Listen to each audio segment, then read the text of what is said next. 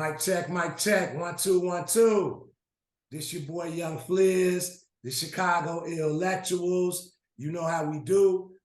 Today is man, I feel like it should be the What's Up Joe episode because man, I have a really special guest for the world. I want to introduce y'all to him. Man, I've been knowing this brother, I think a little bit over a decade.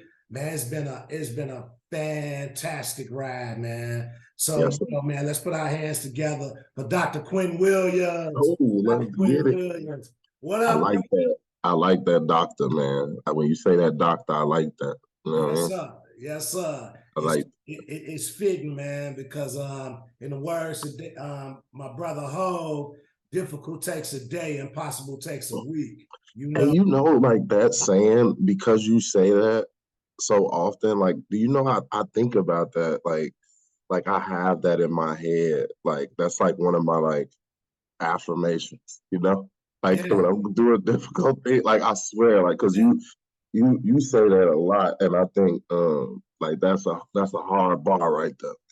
It is, Difficult bro. takes a day, impossible takes a week. You understand? Man, bro. It's just like, man, can't stop, won't stop, man, So man, we got my brother, we affectionately call him Q, you know what I'm saying? Q Willie, all this stuff, man, he'll get into that, man. But I just want to start this off, man, by Quinn, can you share with the ILLectual world just a little bit about yourself, man? Where you come from, your roots, your background, Yes, sir. Yeah, go, Yeah. And I just want to say, like, I appreciate you having me on here, man. Like, I really appreciate the platform. I like to talk shit, man. So thank you for letting me come talk some shit on here Yes, sir. for a little bit, man. Because it's a beautiful Sunday outside. You did, For sure. But my name, man, I'm Quinton. Like my man said, Q, man. My friends call me Q, man. And I'm from the West Side, my beloved West Side of Chicago. I was born and raised on West Humboldt Park. I didn't even know it was a West Humboldt Park until I started working in nonprofit. Like, you know what I'm saying? Like, Yeah. I actually didn't know what they called our neighborhood. Like, I didn't know. I just knew I was from out West, and we would call it the K, right? Yeah. And so, so I grew up over there, man, and and I also, traversed through the suburbs too. I was out in Bellwood, Eagleside, Maywood, like so. I've been geographically diverse, man, and I've had that has been a blessing because I've that like those experiences in those different places. Like I done been like in the depths of the trenches, and then also have been in like the nicest of houses in the suburbs, right? So I had that varied experience, you know what I'm saying? And and I always say that's the way I say it now. I say, man, I'm an old man. You see these grays on my chin, man. But like in my in my teens and early 20s, man, I spent like most of that time under some type of correctional control. You know what I'm saying? Like I call it correctional control. I use that broad term because, like, I mean, probation, parole, supervision, all that, like the whole nine, right? Like, I experienced that, and and then I was last like part of the criminal justice system probably like in '06, and I ain't never looked back after that. You know what I mean? I went to school. I went back to school because, man, I was always smart when I was in the hood. Like I was always like smart. My mom still has like my third grade report card with straight A's. You feel me? I was winning spelling bees, know your heritage contests, and all type of shit, right? And so I always had that, you know what I mean? But like, you know how it is, like when you like a young teenager, like you very impressionable. Being a teenager is so fucking dangerous because like it's like you think you know a whole lot of shit and you don't know nothing. You know what I mean? Like so that's like a dangerous place to be in. So man, but really, man, I went back to school, man, and that shit just lit my life on fire, man. Like, and it's like I went and I started at Malcolm X College, man, and I have the fondest of memories. Shout out to city colleges. Shout out to city colleges. Shout out city colleges, community colleges. Yeah. That is where I will always, always, always, right, until I die, I'm gonna have like a great like affinity for community college, right? Because I don't know like if I would have ever, because I didn't know shit about like how to get into college, how do you sign up, how do you do, like I dropped out of school when I was 15 years old. You know what I'm saying?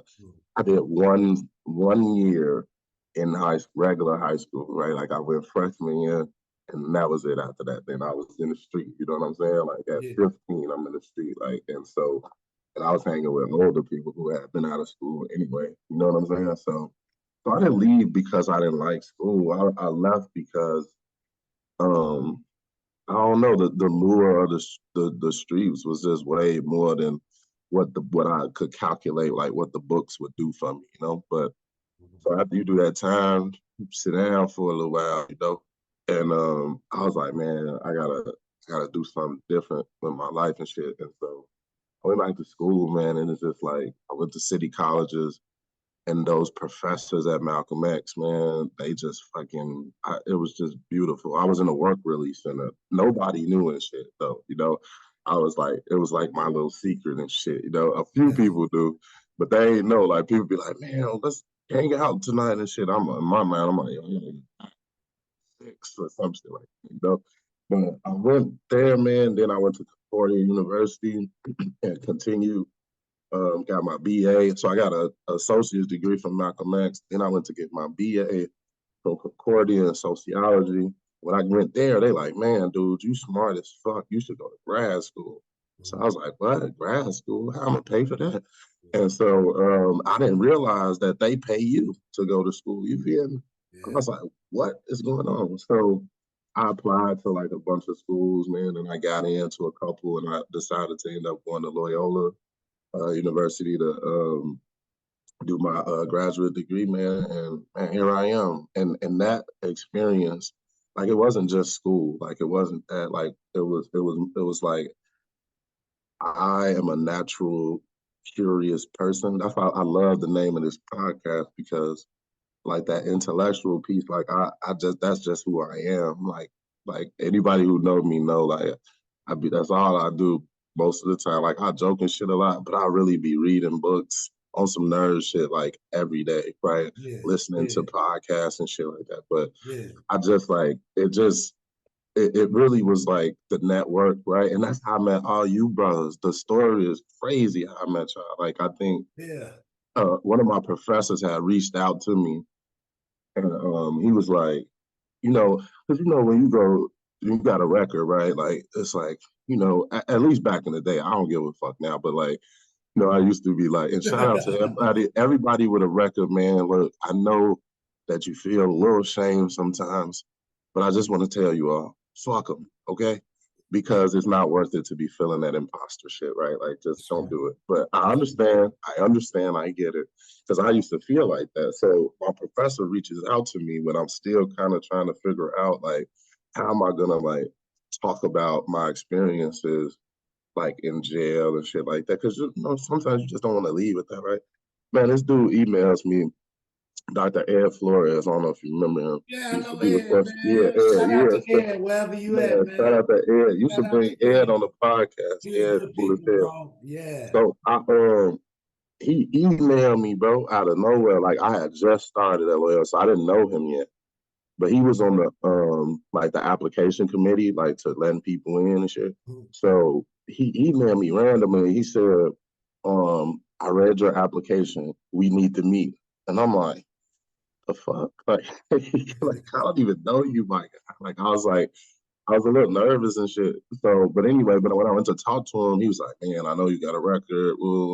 We need you here in this department. I'm like, I appreciate you, my guy. And then he was like, I got some people you have to meet. And boy, did he not, he didn't even know like what he was doing at the time. Like the first person was Alex Wiesendanger. Okay, I met him first. He was the first person, and you know Alex, man, that nigga crazy. So I meet with him, I talk to him, then he like, you gotta meet Marlon Chamberlain. Yeah. My man just came, he on his way back from Israel right now. Shout out to my man, my brother. Shout out to Marlon, man. You coming up, you'll be on here shortly, brother.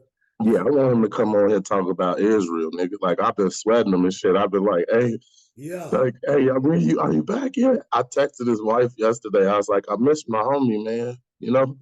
My homie, I'm not used to not talking to him like that. You know what I'm saying? Like, I usually talk to him like almost every day and shit. So I'm like, damn, my homie, like, damn, I miss my homie.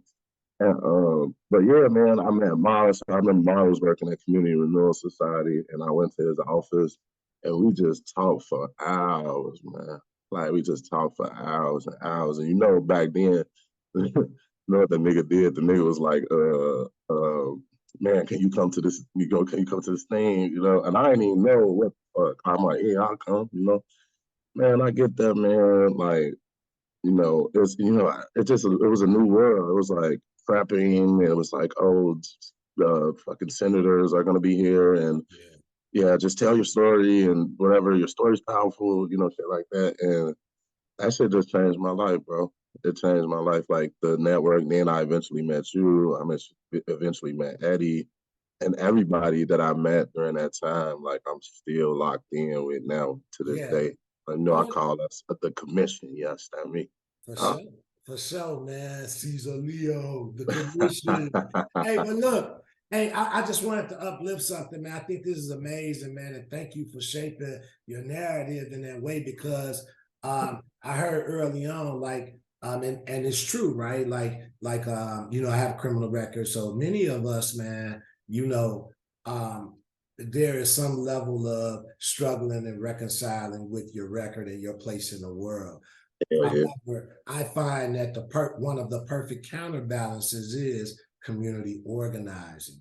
Because through community organizing, you actually telling either some aspects or elements of your own story and narrative. So you keep that genuineness and that authenticity, right? To push forward a certain issue. And then it's so service oriented because it's really about opening the pathway for other individuals that are struggling through the same issues, right? So even on a systemic level, the way we were able to do community organizing, I found because when I met you, man, I remember we met at a community organizing event. I saw how all the pieces fit. You know what I'm saying? I had been doing some work maybe a couple years before, but everybody was aligned like in the same space at school, organizing, some faith-based elements, coming from the block. You know what I'm saying? Like all this shit. And then because we was from the West Side, it was a Charlie Wally thing going on. So I was like, man, Joe, this is my man. I got to take out, some time, man, to really, get in tune. You know what I'm saying? Because I think at the end of the day, and you were starting to talk about it, is that, these multiple pathways and integrating them in your life, man, is really so true because you start to, shape your values and you just start to, it just opens up all kind of fucking pathways, right? So yes, sir. But yeah, go ahead. No, I was just saying, I was agreeing, like, man, that's you're right, man. The pathways that opened up for community organizing. In fact, when I'm oftentimes like in my role now, like I tell people, like when I'm just telling like my like career trajectory, I always start at the community organizing because that was really the start, right? Like I remember it was a meeting in one of them church basements, and they was like, I don't know if you remember Laura Dean and shit. I love Laura Dean, man. She's like the sweetest Southern, but fine, right? I'm talking about this quiet strength type shit, going on. So, like she was passing around. I'll never forget. It was passing around like a piece of a bill or legislation, and I think it was at the time we was trying to get rid of the absolute bars to employment in all these different areas. And so I saw it I saw the barrier like on paper, right? Like I was like, oh shit. And at that moment I was like, damn, like from that point on, that like how I developed my love of policy, right? Like I'm like, man, that's bullshit. Like, but because again, like I wasn't raised like that, right? Like I wasn't like I didn't know about that shit. Like I didn't know, how you advocate to change shit and how you people. I mean, but the shit it changed me because I'm like, yo, this is on paper, right? Like it's official, like, and I'm like, that's some bullshit. So I really from that moment, made it a point to always like at least like be aware of like what type of policies is actually shaping my life because that shit was shaping my life and I didn't even know it, and I think that's a lot of us, right? Like we don't there's a lot of things that shaping our lives and we don't think we got nothing to do with it, but we do got something to do with it, right? Like it's all about that civic engagement, right? Like it's like, yo, I tell people all the time, like I'm like, and I really this shit really set in when I went out of the country, which like, oh shit, I'm American. I'm an American. Yeah. Where'd you go? Where were you? So I've been to a few places, but when I realized that I was an American with that American passport, I was in Jamaica. You know what I mean? Like it was like I was like, damn, like you just get treated different other places. You know what I'm saying? Like everywhere I've been out of the country, so I've been to the Bahamas to St. Croix and shit like that, and like everywhere it's like you're just that passport is a very powerful thing. That's why I be trying to tell young people. I'm like, bro, you gotta get up out of here, man. You know what I mean? Like you gotta go see some shit because America like the positionality of America globally is fucking nuts, and you just have to see it for yourself. Absolutely.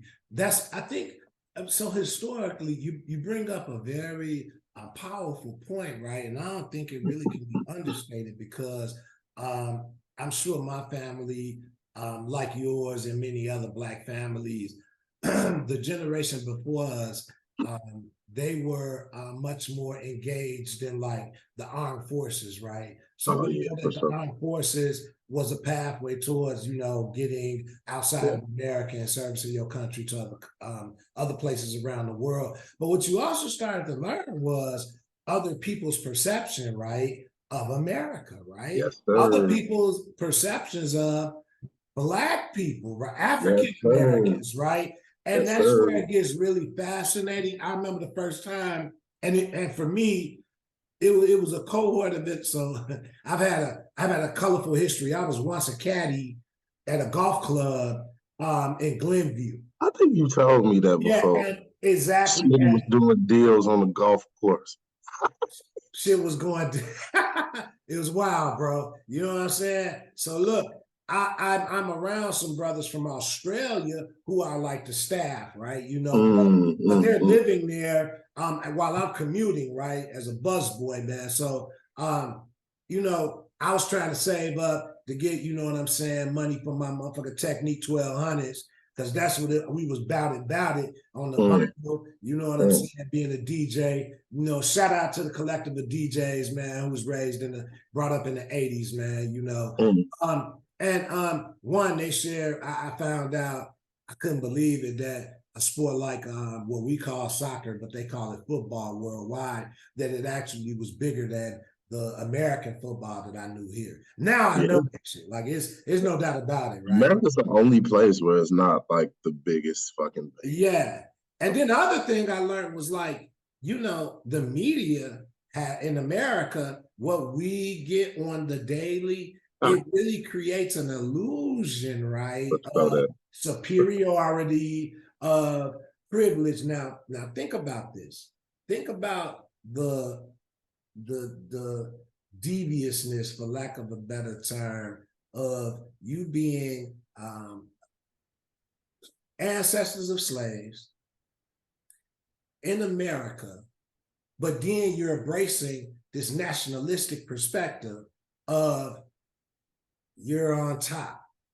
I ain't feel on top. My homies, goddammit, ain't feel on top. We always felt like we were at the bottom, and it was always a constant struggle on the come up. So when I was around other people from other countries, man, they just started sharing, like, to your point, some of the policies, foreign policies that America has done in other countries. And that's where the complexity starts to be in. You start to realize, like, man, I have to be, to your point about being an intellectual, I have to look at this information critically. I have to look at it and do the research. I have to have a sense of rigor, towards this shit. You know what I'm saying? And I have to have the courage to call out the discrepancies, right? And to uplift, like the lived experience and things that I know that's going on in my community to me and my comrades. So shout out to you, man, for being in them spaces, man, and observing, coming back and being able to, like, hey, y'all, look, man, it's a little bit bigger than what we know. And to your point with the youth, the importance of exposure outings, right? Yeah, bro, you got to get up out of Can here, you talk bro. about that a little bit? Yeah. But man, that was exposure outings and it's how that shapes the youth. Dude, that shit, like, I could just use myself as an example. Like, I don't know where I would be without certain exposure. Like, early in the conversation, I told you, like, I had, so I grew up on the West Side. I went to Chicago public schools for, the first bit of my life. But then, like, I moved with my auntie for a brief moment, and in 7th and 8th grade, I went to an elementary school in the suburbs, and I couldn't believe the contrast. Like, the contrast was nuts. Like, it was crazy. Like, I went to that school, they had, like, fucking, like, computers working. I don't even think, like, when I think back, like, I don't even think we had, I don't remember going to a computer class, like, when I was out. Like, I just don't remember. Like, this, and this in the 90s, right? Like, so I'm like, I went, like, to the school, and they had, like, so much shit. Like, the basketball uniforms was fresh. The gym was tight. Like, the school was clean and shit. Like, it was just, like, it was different, bro. Like, and once I got, like, a taste of that, I'm not gonna lie, like, when I got a taste of that, like, I was like, it was quiet out there. How sometimes, like, the city, and we could talk more about this, but, like, the city sometimes be, like, pulsating. Does that make sense? Like, it's like the energy is, like, a lot of like, a lot going on, right? Yeah. And you don't realize that until you're out of it, right? Like, so you just think, like, that's kind of like how shit is. Like, it's like, this back in the 90s, niggas had sounds and they said boom, boom, boom, boom all day. Yes, sir. You know what I mean? And it's the 90s, people, rocks, bros, weed. I mean, it was cracking. But I didn't see none of that as like that didn't, it was normal, right? So when I then got exposed to just other shit, like something as basic as a neighborhood that's quiet, that has, like, like, I could tell you something, man. Look, another thing, so that was one exposure, just seeing other neighborhoods, like, not even outside of the state, but just, like, going to other neighborhoods was incredible. Bro, I went to Beverly for the first time in my entire life yesterday. Never seen this fucking place. Really? Bro. So I was in Beverly for a little bit last night. I went to hang out with my man Bob Blake. Shout out Bob Blake, man. What up, Bob? Shout out. Yeah, shout out Bob, man. Cool guy, man. Lives in Beverly and shit. And it was my first time being over there, and I couldn't fucking believe it. Yeah. It's like, what is this? Yeah. Like, is this Chicago? Wow. Hey, look, real quick. Beverly, so in my hood, I come from Austin, West Side, Austin community. The Hill, you dig, however we want to label it, the A, you dig. But one of the only dudes out my crew who kind of got out of the drug game, he was able to buy a house in Beverly. And this shit tripped me out, bro. I come by his crib, and, like, one, I always grew up, like, with this notion of, like, you would think undercover I'm a Cubs fan because I like Ivy and shit, right?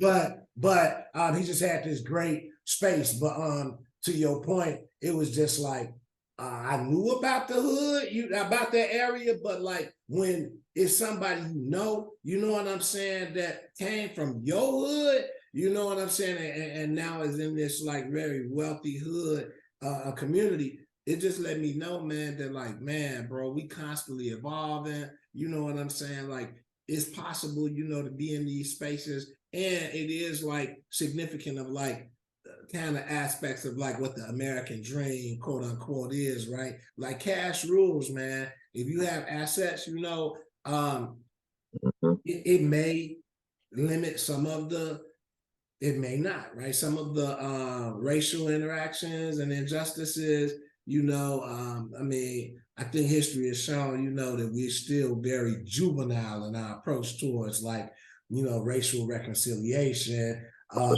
You know, the saying like, everywhere you go, you still a nigga. Like I do find that I just come from taking my kids to the Legacy Museum, which is in the Deep South. You know, man, that's a cold piece there. It's oh man, very cold. It's different, you know. But yeah, bro. Back to you. What I think like, you know, and you weave, and you know what I'm saying, your story and your elements.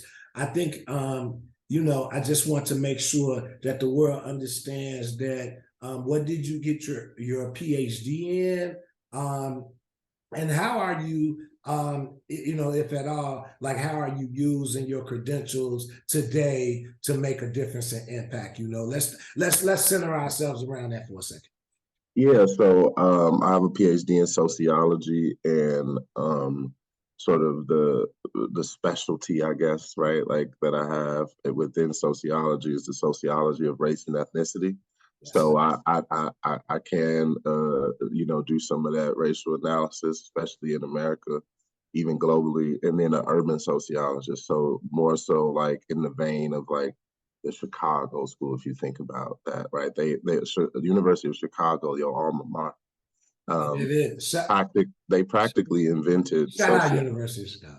Yeah, they practically invented like sociology, sort of as we know it, and a lot of like really incredible work came out of that, because Chicago was a city, and I think this was attracted me to sociology. Honestly, was that Chicago was like one of the first cities to be studied systematically in a lot of different ways. Now, there were some things about that was like, you know, it was very white, very like gazing laboratory type, like let's use the city as a laboratory type of deal. Like, and I think, but out of that came like so many like insights on just like how important cities are, how cities are different, and like what happens within them are just super important, because, you know, in the course of human history, we have like human beings living in cities is relatively new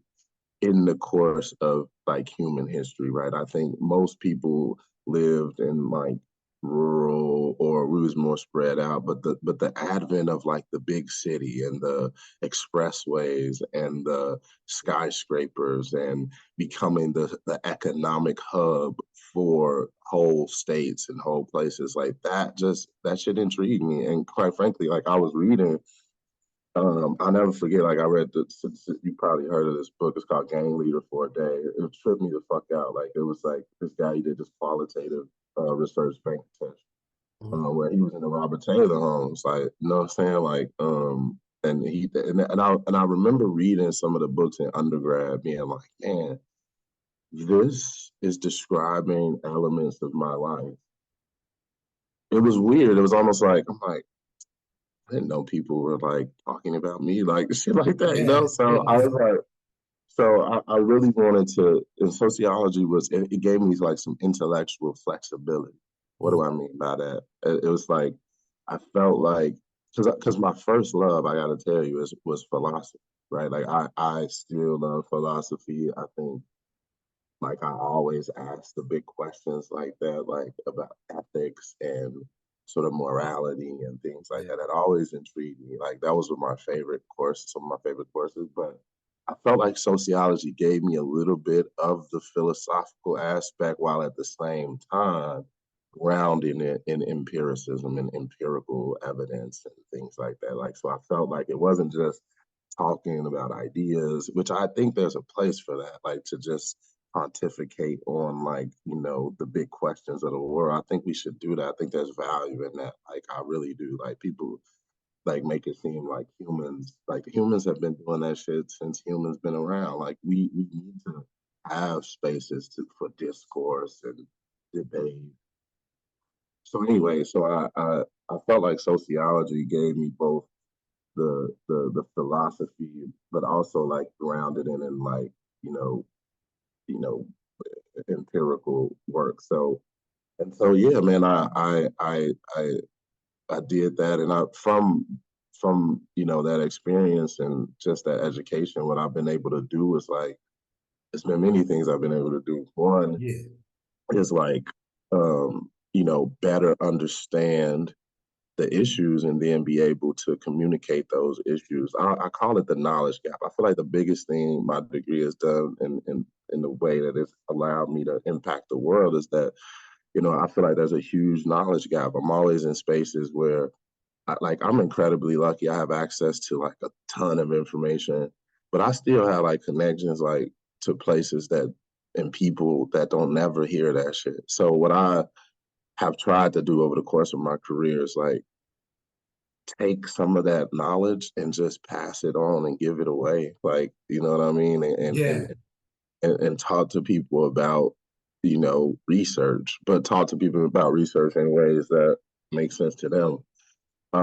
Yeah. And you know what I mean? Like Yeah. I just been doing that for the whole time. Policy, right? Like people, I have my little cousin. Every time something like big, like policy happen, they'll text me, and that's that. I think that is very subtle, but that's impact. Like when somebody texts you, like, man, cuz, like, what's going on here? Like with this, like asking me about like what's going on with the policy, and I break it down. Like, yeah, this is this. So I think and I'm a big book lover. I give away books all the time. I like, yeah, take this knowledge. So just really closing that knowledge gap is something that I've been really intentional about, is just like passing that knowledge on. But also too, man, I ain't gonna lie, like having a PhD just gives me a platform. And so how I try to use that platform in sociology, not only, so I'm teaching in the fall too, so I'm gonna say this to my students, man, I love teaching, man. And I've had students, like, it's nothing better than like students like reaching out to you afterwards and being like, man, your class really fucking set me on a trajectory. And you know what I'm saying? Like, I know people that went off and did whole careers like based off of the class they took with me, which is crazy. Like, you know what I mean? That's nuts. Like, I just the fact that I had some influence on like somebody actually wanting to go out and do something in the world, right? Like, I think like the classroom is such an awesome place. So I can't wait to get back in there in a couple weeks. But that's another way. And then I would just say like the platform that it gives me, like, you got doctor in front of your name, like people want to listen to you and shit. So Yeah. I try to use, no, I don't try to do it. I use it to like bring some authenticity to it. I'm big on authenticity, Floyd. Yes, sir. I like fucking up what people think a PhD is, like I like it. Like I like to disrupt that a little bit, right? Like, cause I'm an intellectual. I could talk about it all day. I could talk Right. about, God damn it, like we can go there, right? And and very down to earth though. And I'm just human, right? Like I just think the pretentious shit about academia is not really my thing. Like I don't like that shit. Like I think, especially where we come from, right? Like I think the biggest impact is just getting the degree itself. Yeah. Like people look at that and should be like, wow. Like, cause people know me from back in the day. They're like, man, how? What? Whoa. I think that impact, like me being an example of what's possible, Yeah. it's like the biggest thing for me. Like I that Yeah. shit, like I for people to look at me and say, this is possible, that's just everything to me. So That's word, man. yeah, I yeah. appreciate that. And it's like I was thinking too, man, reflecting upon you just said so much, man. So like the whole piece about world, the whole thing, we here in Chicago, the whole thing about Chicago, the research and observation piece, right? Like think about in urban planning. Yeah, exactly. Back in the early 60s, the U.S. Department of Housing was a person named Harold Ickes. Now that name's gonna be significant. I remember the in Ickes, Chicago, baby. right? Because they named the project after him, which was the Harold Ickes homes, right? He then later went on to say that one of his biggest regrets was creating this science housing project. Yeah, they fucked up. So I think it was based on a European model, and they fucked it up. It was fucked up, right? Because here's the thing, bro, and this is my 2 cents and my life experience. The best intentions when under like the underpinnings are still the slavery and the oppression, then really that's going to be reflected in some of the best intentions, right? For sure. Until we work on that piece, it's kind of like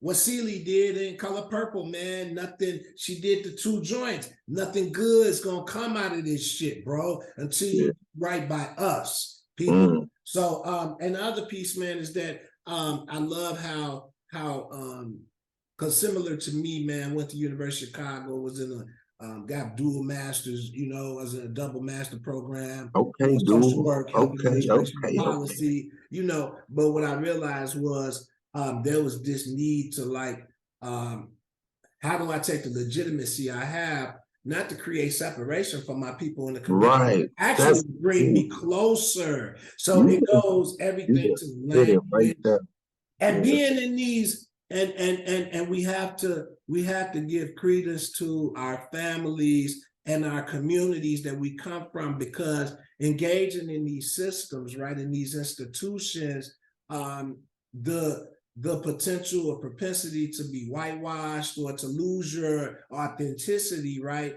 it can go up because it's a strong pull. I ain't gonna lie, man, I'm not immune to that shit. I'm not immune to that. Like I think like it's a, you have to be like really intentional. I love the way you just put that. I'm gonna remember that. It's like I don't want my position to pull me away, which it can do. I mean, you can fucking get away. Kinda though, because Black people, I just think, I always say this, like it seems like you know, I've elevated my, I mean, it's been great. I took the stairs, man, and I just, it's a good feeling, right? And I think at the same time, though, like, sometimes I do want to get away, and sometimes I feel like I can't get away. No, like it's like, because look, man, it's a lot of things we don't share, but like I think, at least from like coming from where I, like in my family, like I'm one of the few people that have had, one, this level of education, two, the type of networks. Like but when you're that person in a family that has been economically deprived, that have been all that, then your position within the family change. Ooh, talk about it. Bro, you're really speaking a heavy piece of the tension, right? Because I'm the youngest in my family. I have 4 older sisters.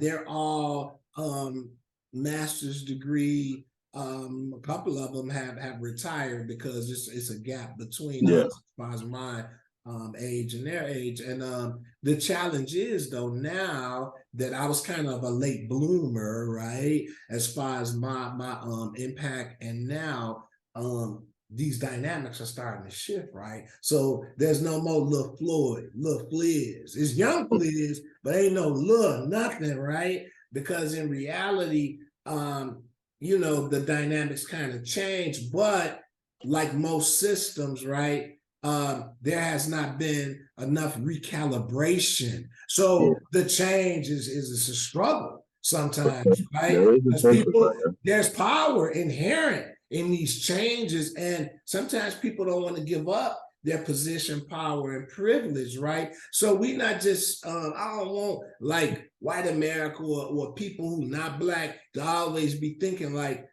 although we have quite the reason to always be on the like, man, I don't kind of like, I ain't with this. I met you. I'm, y'all at us. But it's actually, and this is the thing about even slavery, right? It still plays out today. A lot of these oppressive practices amongst the people we love. So, man, I love what you're saying. And then can you just update the world on like, what are you doing now professionally?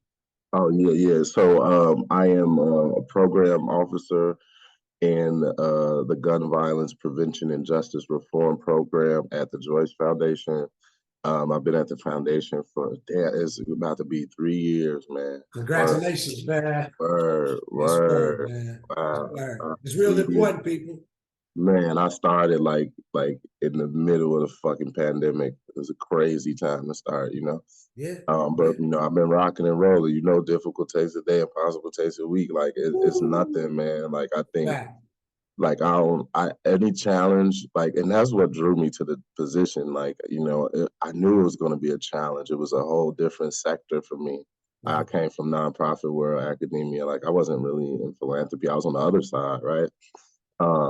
So that's what I do, man. I lead the justice reform piece of that work, which is we got 3 initiatives that I lead. Is one, policing and policing reform. So, I think you've seen that we had that May 3rd forum. Oh, yeah. People, y'all go to the Joyce Foundation website, man. Joyce Foundation, just Google it, man. Go on the Gun Violence Prevention Justice Reform website. You will see the 3 initiatives, our goals, but really, man, we want to help facilitate like creating safe and just communities, right? Like we want justice and safety for people in the Great Lakes region. So, so do policing reform and then alternatives to arrest and incarceration, and then reimagining public safety. Like so that's I lead that.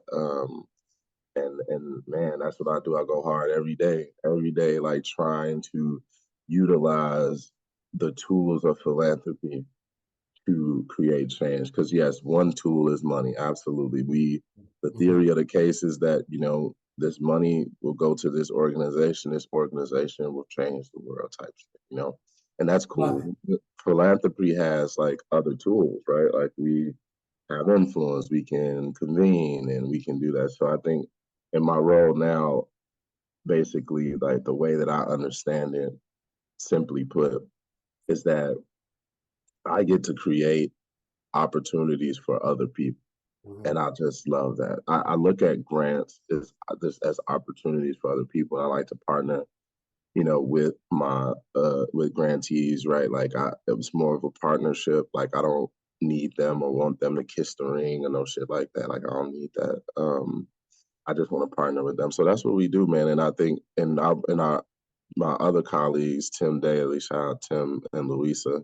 I love them. That's the squad. Like we like Golden State. I tell them he's Steve Kerr, and you know what I'm saying. Like we Golden State. We winning championships right now. We in the middle of our dynasty. I like right? Tim, man. Shout out to Oak Park. I That's like Tim, man. He good people, man. Yeah, man, shout out great. to Louisa. Yeah, she good. Yeah, and that's my girl, man. I think like so. I get to work with those people like committed. Like Floyd, I'm gonna tell you. So I've been around. You, Eddie, Marlon, like some really dedicated people. And Tim like is perhaps one of the most dedicated, hardworking people I know.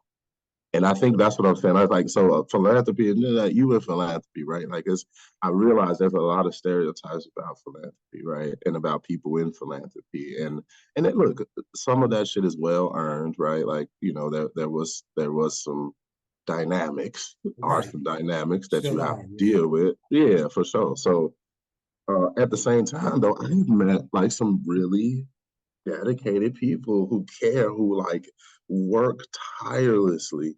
Like you wouldn't believe it. Some people wouldn't even believe. The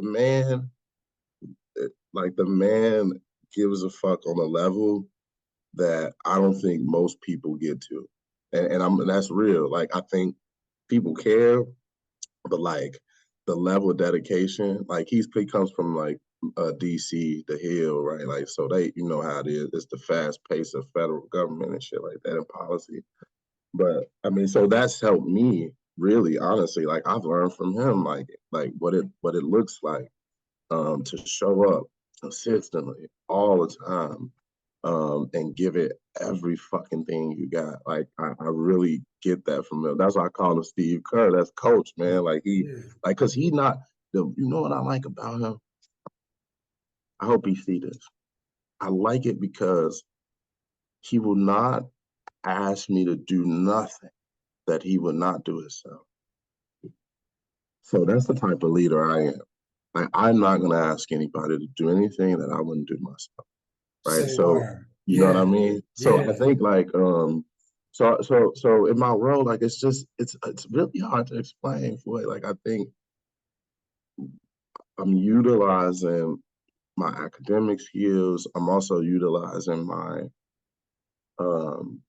just lived experience. I'm utilizing my relational skills to partner with people to make some changes in the world, man. Like I will never give up.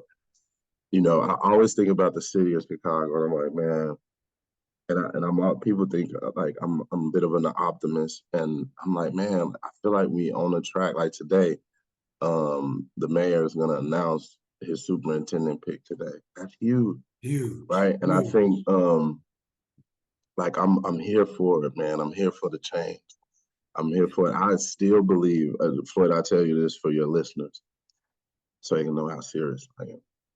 I used to like ask God when I was a child. So I didn't even really have no like real spiritual life. So I just thought I just was talking to somebody. I don't know what I was talking to. And I would literally sit and just daydream and ask, like, why was I born? Like I could have been born anywhere else. But why was I born here at this time I am? And then the second thought is like, I see some shit in this city that hasn't changed. I'm 39 years old. There's some shit that has not changed in my whole lifetime. And I don't think it has to be like that. And I'm forever like committed. I want us to be one of these days, it's coming. They'll be like, man, I don't know what they did in Chicago, man, but it was real bad for a second. Man, they turned that shit around, man. And now like people can go outside and not be scared. You know, like fuck that, man. Like I don't like that shit. Like people could just walk outside and be free to do regular shit. That's all I have. Like I just want people to be able to do regular shit, like go to the store, like a good grocery store with good produce and shit. Like I want people to have good living conditions. I want people to not have to worry about dying and shit. Like I just, you know. Hell yeah. That's a fact. That's a fact, man. Like, bro, bro, I love it, man. And me also being in the philanthropy world, man, I'll just say timing is everything. This has nothing to do with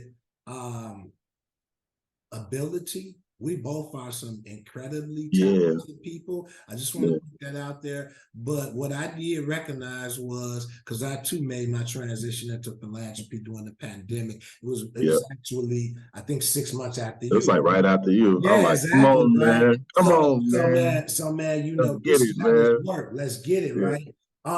But I realized that at that time, due to the social injustice around, you know, police brutality, George Floyd, you know, all of these individuals, it created an opportunity, right? Because I think that one of the things that organizations, institutions that were really ran and controlled by white people, I'm not saying that they weren't genuine, and they didn't have to do this, right? But I do think that it created an opportunity for them to realize that, hey, you know what? We need more skin in the game. We need more people who actually come from these communities, who actually have experienced a lot of these things.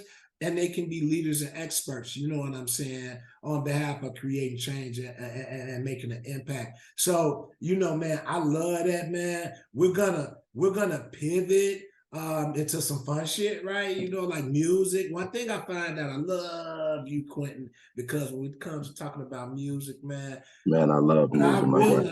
what I realized, man, is that it's like a handoff, a baton pass. It's like, because you know you bring a lot of the relevant pieces, right?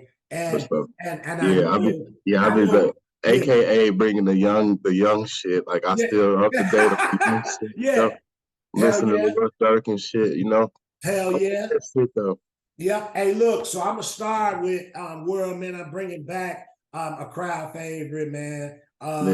It is this is right here. If y'all can see this, hip hop history. Oh, okay, yeah. Yes, sir. And hip hop, shout out hip hop. Hip hop is 50 years old this year. Absolutely. And in the spirit of it being 50, right? We want to go back a little bit in time, right? On this day. This day in hip hop, right? August 13th, okay. August 13th, right? On this day, back in 1987. I'm sorry, excuse me, 1985. On the day, Dougie Fresh and the Get Fresh crew featuring Slick Rick, 6 Minutes Dougie, they released the show. Dottie. You get me? So that's a now classic single from the Beatbox Aficionado, was recorded with the Get Fresh crew. It included MC Ricky D, later to be known as Slick Rick. Shout out to Slick Rick, Barry B, and Chill Will. The show reached number 4 on the R&B chart, sold more than 500,000 copies in the US. It went top 5 in the UK, then became the best-selling rap single in Europe. In 1987, it would appear remixed on Dougie Fresh's first album, Oh My God, in 1986.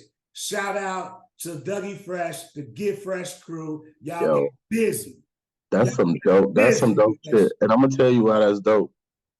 It's dope just because, but I was just blasting the show on the way to work on Thursday. I was pumping that shit. Like it was like, but in the morning, sometimes I don't listen to music. Sometimes I listen to the news. But this, you know, for some days I'll be like, I'm ready to go, you know. And that's what I listen to this show because I think like that shit, the beat, like the everything about that song, like I love it, and I love Dougie, man. I'm in that Dougie, you know what I'm saying? Like that shit was like, but you know the real shit though. Like when I hear that song, you know what I think about, Floyd?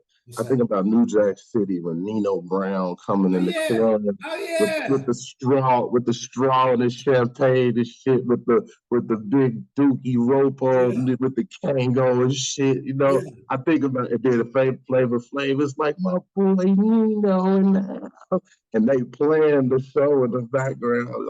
Like that's one of the iconic scenes. Because Ice-T, like that's the first time they lock eyes, him and Nino and shit. Like and so they walked into the club, you know, the crew and shit. Like that's one of the coldest. Like as Nino Brown, Yes, sir. CMB, you got the hip hop police. Yeah, you had all these elements, Joe. Man, the show. Listen, hey, I got bars too, Floyd. Like I love music so much. Like we used to, when I was young, we would freestyle all night. Like we'll put a tape on, you know what I'm saying, roll up something, man, and we'll just rap over beats and all that all day. Like it's always been such a like integral part of my life, man. In fact, yesterday, so I'll tell you, in hip hop, I gotta tell this connectivity story. I know we like, come on with it. Yeah, I gotta tell you this connectivity story. So yesterday, I told you I got up with my man Bob. You know, Bob is white, and he ain't gonna mind me telling him this story. We had a connection already, like we were friends, right? Just we worked together, but we became friends because that's just what happens sometimes. Like you become friends with people you work with. And but we really connected yesterday. And let me tell you, what did we connect over? Hip hop, my nigga. Because here's this white man, but he grew up in the same era. Like he's like 41, right? Like so like it's the same shit. Like we was like, there's no way I don't care if you're white or you were influenced in some way by hip hop, right? So we started talking about like, and I was like, and he went to go get the speaker. I don't know what this thing's finna put on. I don't really care because I'm like, I like all kind of genres of music. So what does he do? He said, "Man, you have to excuse me, my music." I was like, "Oh, what you about to put on?" He said, and then he proceeds to put on '90s rap. You feel me? Like, so we hitting the gold in it, right? I'm like, my nigga, this is great. And then he's from Detroit. Guess what? Shout out to Detroit. Shout out to D, man. I love D. Shout out to my girl Ashley Golden. Pause. You wildin'.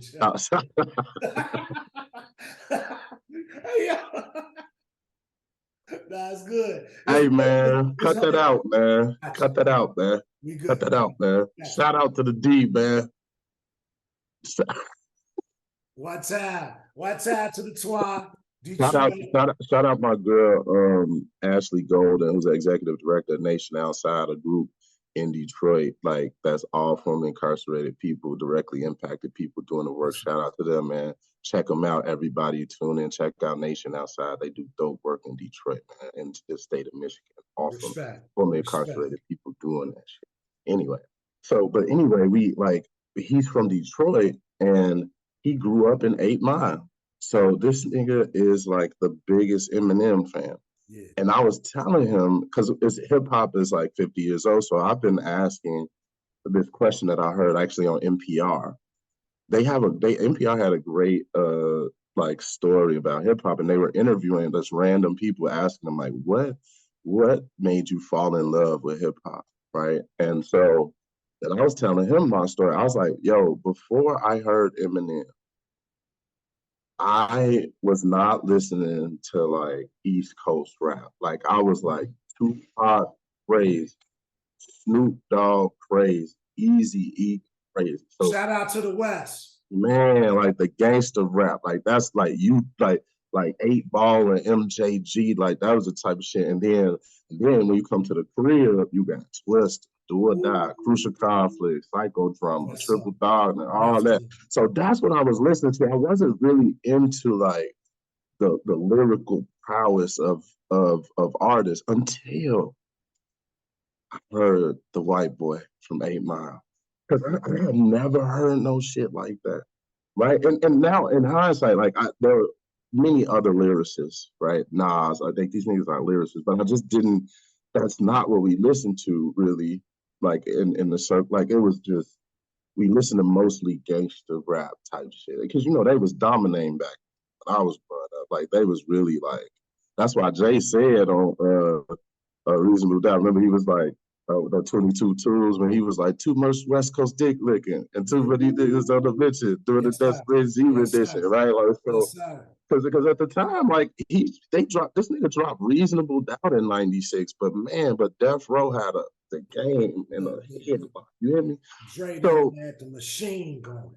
What? So, but when I heard Eminem, listen, man, I told him the Marshall Mathers LP is like top 3 favorite hip hop album of all time for me. And when I heard that song, the Slim Shady LP dope too, but Marshall Mathers LP is a cold piece, man.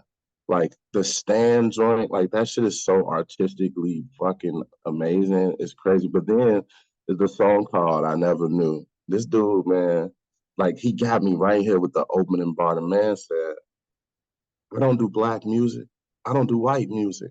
I like fight music for high school kids. I was like, you snap. Yeah, you snap. You can kick a garbage can. He said I put lives at risk when I drive like this. Yeah. I put wives at risk with a knife like this. Shit, you probably think I'm in your tape deck now. I'm in the backseat of your truck with duct tape stretched out. Duck the fuck way down. Waiting to straight jump out. Put it over your mouth and grab you by the face. What now? Oh, you want me to wash my mouth? How? Take my fucking eyeballs out and turn them around? I burn your fucking house down, circle around, and hit the hydrant so you can't put your burning furniture out. Out of that, Joe. And you ain't paying for that shit. Hey, look.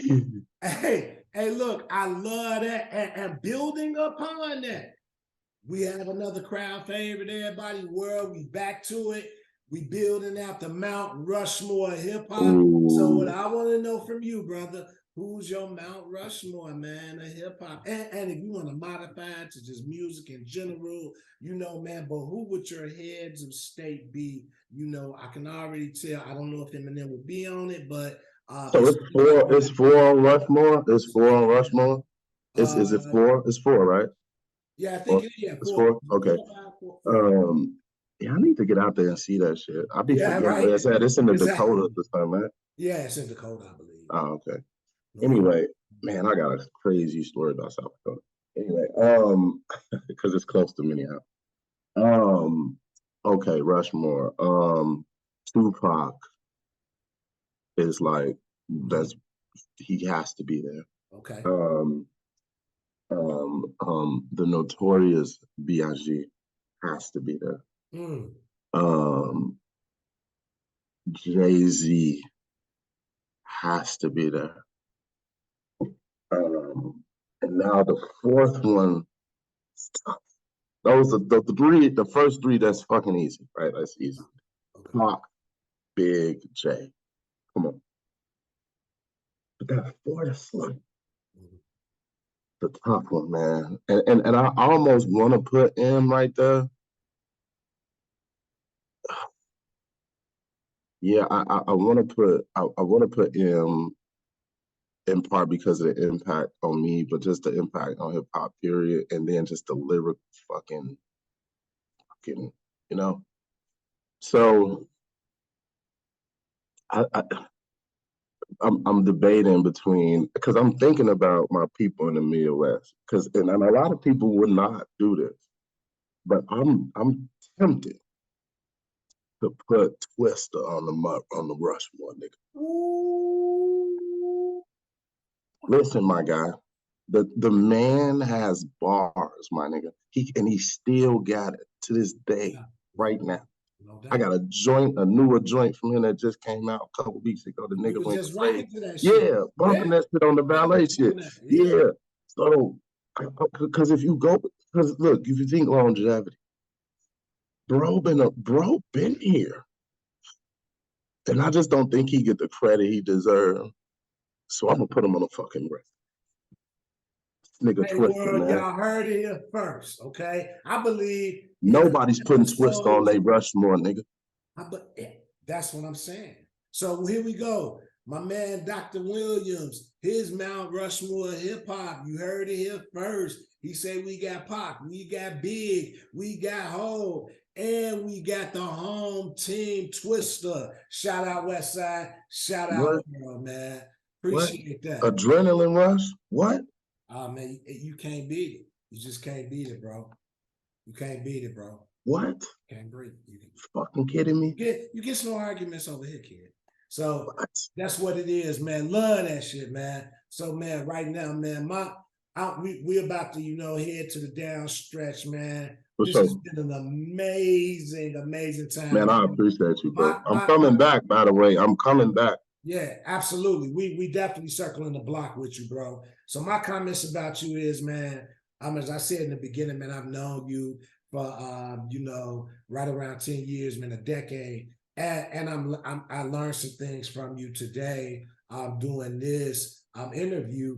And man, my comments about you, man, is that, man, you really are, man. I would often tell you, man, Q, man, you the best and brightest, man, because I'm not saying that in an egocentric way. I'm saying that in the true ancestral way, where they talk about, think about the people who coming right up behind you, right? How you want them to be better, and you want them to be more positioned, right? To just build upon the legacy of our ancestors. And I think you are a shining stellar example of that, man. And it just feels so fucking good that you from the West Side, bro. Because we know the dynamics of that, man. We love Chicago in general. We definitely love our South Side brothers. But oftentimes, man, we have to scratch the surface just a little bit harder sometimes. Man, West Side, God, come on, man. What Nipsey say?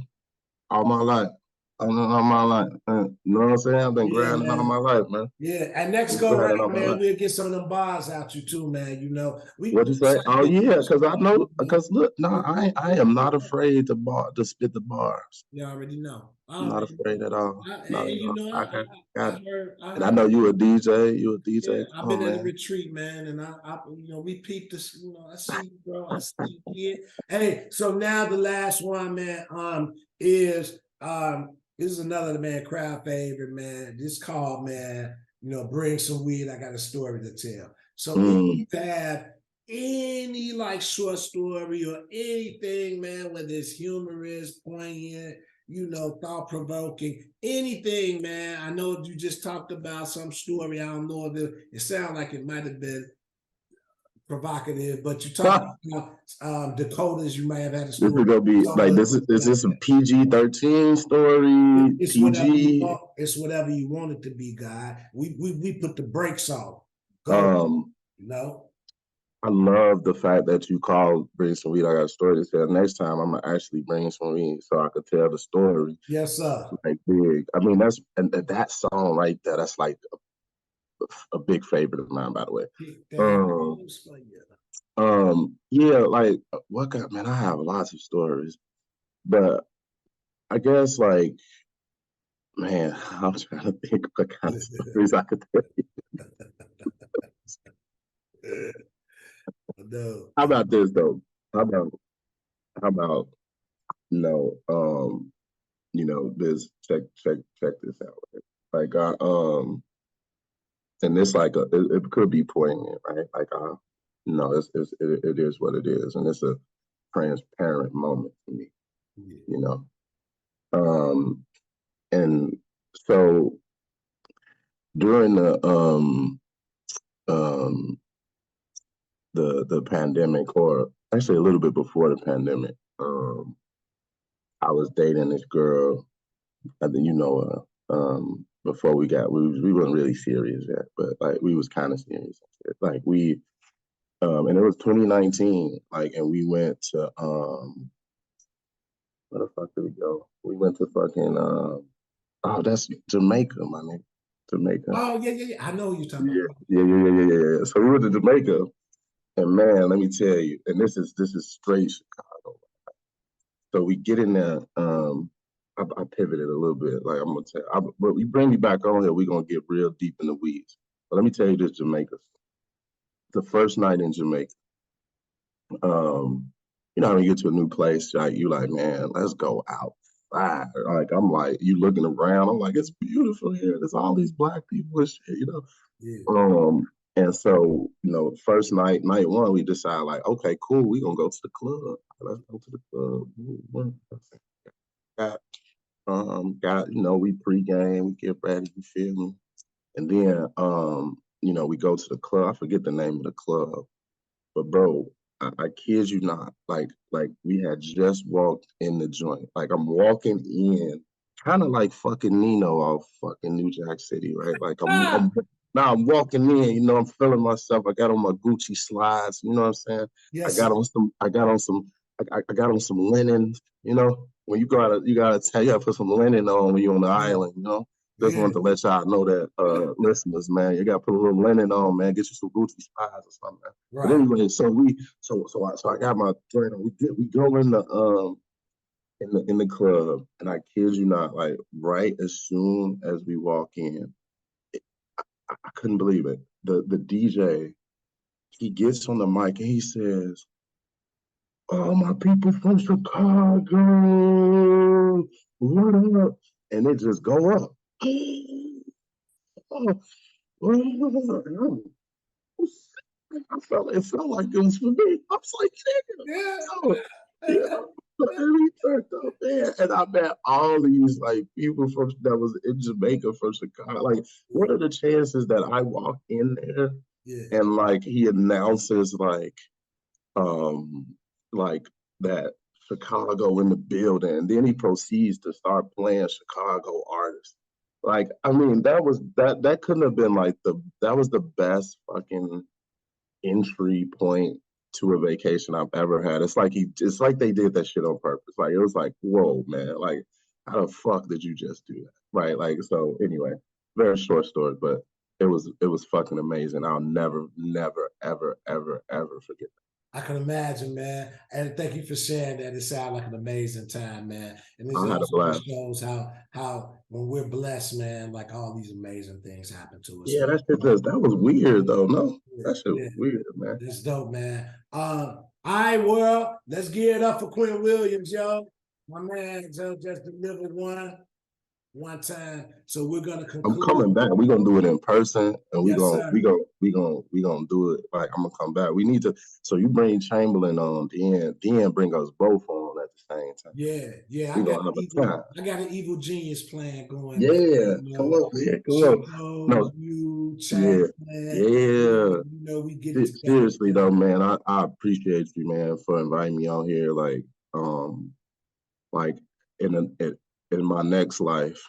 Like, that's what I want to do. I just want to chop it up, have fun, create content. Like, so I'm glad you're doing it, man. Like, you showing me like what's possible. Again, like, you doing, like, stepping out, doing a podcast. Like, see, that's why I like being around people like you. Like, you doing a podcast now. I'm like, shit. Like, that's what's up, man. Like, I like that, man. And I just doing different stuff, man. Like, creating other avenues for people to express themselves, man. So, man, blessings to you, man. I hope this podcast like fucking blow up, like, and man, you got my full support, man. Like, forever, my brother. Thank you, man. Man, number love, man. My comrade Q.